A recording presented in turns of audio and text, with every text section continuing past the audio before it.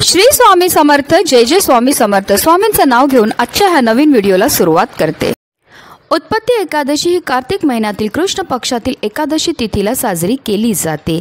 यंदा उत्पत्ती एकादशी तिथी 25 नोव्हेंबरला मध्यरात्री 1:01 प्रारंभ होईल, तर 27 नोव्हेंबरला पहाटे 3:47 समाप्त होणार आहे आणि उदय तिथीनुसार 26 नोव्हेंबरला उत्पत्ती एकादशीचं व्रत हे केलं जाईल। पुराणात उत्पत्ती एकादशीचं महत्त्व विशेष मानण्यात आलं आहे। मान्यतानुसार देवी एकादशीला या दिवशी भगवान विष्णूंच्या अंशातून जन्म झाला होता। पौराणिक कथेत सांगितलं आहे की एकदा भगवान विष्णू योग निद्रेमध्ये होते। जेव्हा मूर नावाचा राक्षस त्यांच्यावर हल्ला करणार होता, तेव्हा भगवान विष्णूच्या शरीरातून एक दैवी देवीचा जन्म झाला। त्याने युद्धात मूर नावाच्या राक्षसाचा वध केला। यावर प्रसन्न होऊन भगवान विष्णूंनी देवीला एकादशीचे नाव दिले आणि वरदानही दिले की जे देवी एकादशीची पूजा व्रत करेल त्यांना सुख आणि सौभाग्याची प्राप्ती होईल। तेव्हापासून एकादशीचे व्रत हे पाळले जाते। एकादशीचे व्रत केल्याने वर्तमानासह मागील जन्माची पापे नष्ट होतात। यासोबतच अनेक पिढ्यातील पितरांना मोक्ष प्राप्त होतं।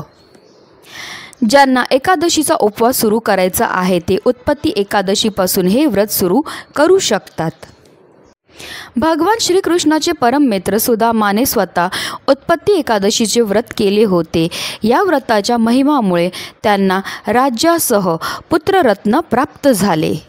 असे मानले जाते की या दिवशी व्रत केल्याने व्यक्तीला भगवान विष्णूसह देवी लक्ष्मीची कृपा प्राप्त होते। तसेच या दिवशी काही उपाय केल्याने जीवनात सुख समृद्धी राहते। आणि म्हणूनच आज उत्पत्ती एकादशीच्या दिवशी प्रत्येक आईने आपल्या मुलांसाठी इथे एक असा दिवा लावायचा आहे। हा दिवा लावल्यामुळे आपल्या मुलांच्या आयुष्यामध्ये असणारे सर्व संकट, सर्व दोष तर दूर होणारच आहेत, पण त्यांची प्रत्येक क्षेत्रामध्ये भरभरून अशी प्रगती होणार आहे। अतिशय प्रभावी असा हा उपाय, ज्याबद्दल सविस्तर आणि महत्त्वाची अशी माहिती मी तुम्हाला या व्हिडिओमध्ये देणार आहे।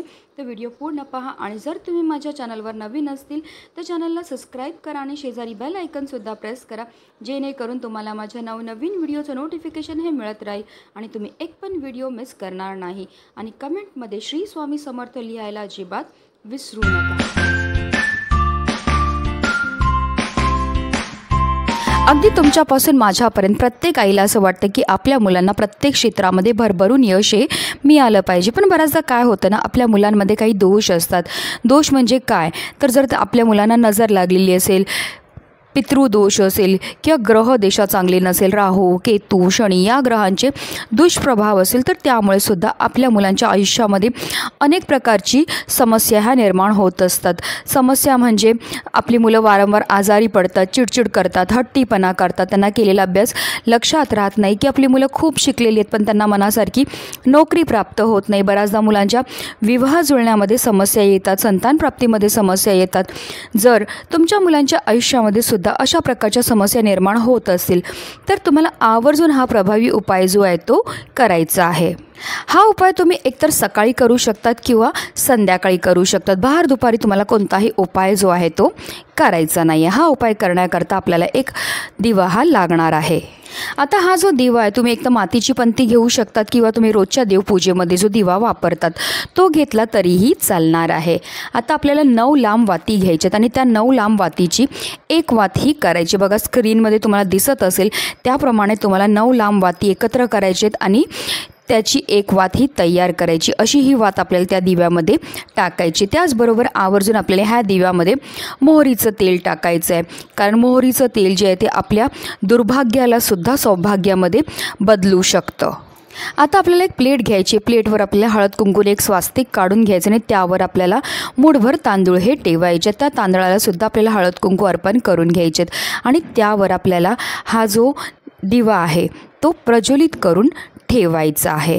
आणि ही प्लेट उचलून आपल्याला आपल्या देवघरामध्ये असणारे श्रीहरी विष्णू आणि माता लक्ष्मी समोर ठेवायची आहे। आता ह्या दिव्याला सुद्धा आपल्याला हळद कुंकू, अक्षदा, एक फूल अर्पण करून घ्यायचं आहे। देवघरामध्ये आता आपल्याला आसन घेऊन बसायचं आहे आणि तिथे बसूनच आपल्याला काही सेवा ह्या करायच्या आहेत। आपल्याला 16 वेळा व्यंकटेश स्तोत्राचं पठण करायचं. जेव्हा आपण व्यंकटेश स्तोत्राचं पठण करणार आहे तेव्हा आवर्जून आपल्या मुलांनासुद्धा आपल्याजवळ बसवायचं. त्यांनी ते श्रवण केलं तरीसुद्धा त्यांना त्याचा खूप लाभ हा मिळणार आहे. 16 वेळा व्यंकटेश स्तोत्राचं पठण करून झाल्यानंतर आपल्या मुलांच्या हाताने आपल्याला एक तुळशीपत्र जे ते श्रीहरी विष्णूंच्या चरणावर अर्पण करायला लावायचं आहे. जेव्हा आपली मुलं हे तुळशीपत्र अर्पण करत असतील तेव्हा आपल्याला हात जोडून मनोभावे श्रीहरी विष्णूंना प्रार्थना करायची. आपल्या मुलांच्या आयुष्यामध्ये असणारे जे संकट आहेत, विघ्न आहेत, दोष आहेत ते दूर करण्याकरता मनोभावे प्रार्थना ही करायची की एखादी आपल्या मुलांची इच्छा असेल ती पूर्ती करण्याकरता आपल्याला प्रार्थना ही करायची आहे.